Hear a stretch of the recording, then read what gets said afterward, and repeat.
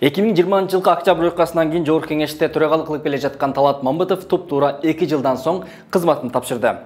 Анын кандай жагдайда кеткени тууралуу тар чөйрөдө көп сөз айтылып жүрөт. Анын кайсы бир бөлүгү коомчулукка белгилүү болду. Талант Мамытовдун төрагалыктан кетишине 22 сентябрдагы УКМК башчысы Камчыбек Ташшиевдин катышуусундагы Жогорку Кеңештин жабык жыйыны себеп болду деп айтканга эми толук негиз бар. Анткени Талант Мамытов кызматтан кетүү тууралуу билдирип жатып, Кыргыз-Тажик чегарасындагы соңку куралдуу кол салууну жабык караган жыйынды себеп катары айтты.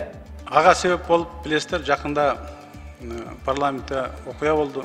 Бардыгыбыз бул жерде өз ыктыяры менен каалагандар Баткенге бардык. Бул маселе парламенттен кээ бир депутаттарыбыз айтып, массалык маалымат каражаттарына да чыгып кетти.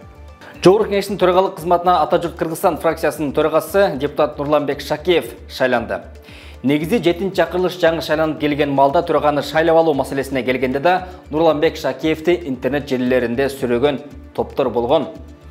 Шакеев 2021 жылдын 29 декабрында төрагага талапкерлер каралып жатканда парламенттин кадыр баркын көтөрүү жагынан Мадымаровду мактап, Мамытовду сынаган эле. Бийик трибунаны эң төмөнкү трибуна төмөнкү кеңешке түшүп кетти. Буга Жогорку Кеңештин ошол акыркы 10 жылдагы төрагалардын түздөн түз салымы бар. Мына мен айтат элем 6-чы чакырылышта андан 5 метр болду.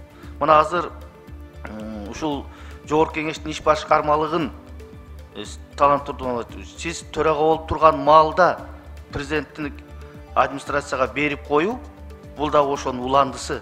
Мен ачык эле айтайын, Адахан Кимсанбаевдер убагында Жогорку Кеңештин кадырын аябай көтөргөн. Ал кийинчерээк Супер ТВ каналына жооп берип, төрага болууну убакыт көрсөтөрүн айткан. Сыягы ал күткөн убакыт келди окшойт. Төрагалык кызматка дайындалары менен керек болсо олтурган креслосунда алмаштырды.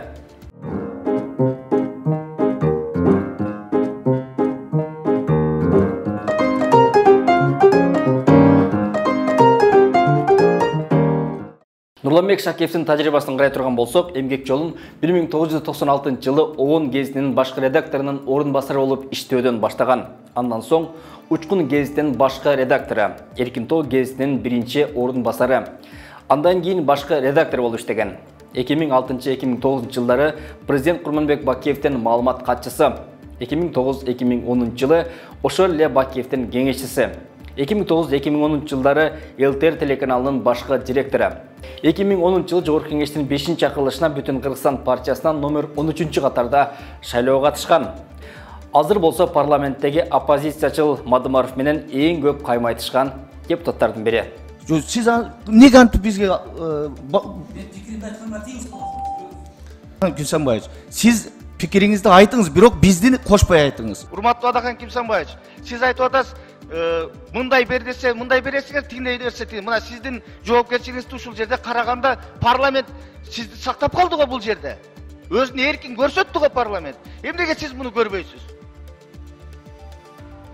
Жок, сиздин сөзүңүз ошол кетип атпайбы? Жалпы бүтүндөй парламент, сиз менин аброюма шек келтирип атасыз. Мен парламенттин депутатымын. 2010 жылы декабрь айында маданият жана маалымат министри болуп тайындалган. 2015 жылы Республика Ата журт партиясынын шайлоо штабында жетекчи болгон. 2017 жылы Нью телеканалын негиздеп жетектеген.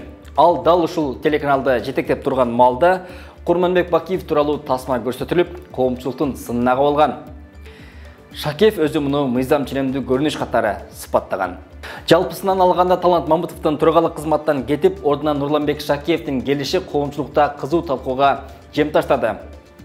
Анткени бул сүрөт көп сырды айтып турат. Идеолог, пикирлеш, достор Мамытов, Жапаров, Ташшиев мындан 10 жыл мурун 3 октябрда митинг өткөрүп жаткан маалда кармалган. 2020 жылдын 4 октябрында 3 дос бийликке келип, бири президент, бири УКМК башчысы, бири төрагалык кызматка киришкен.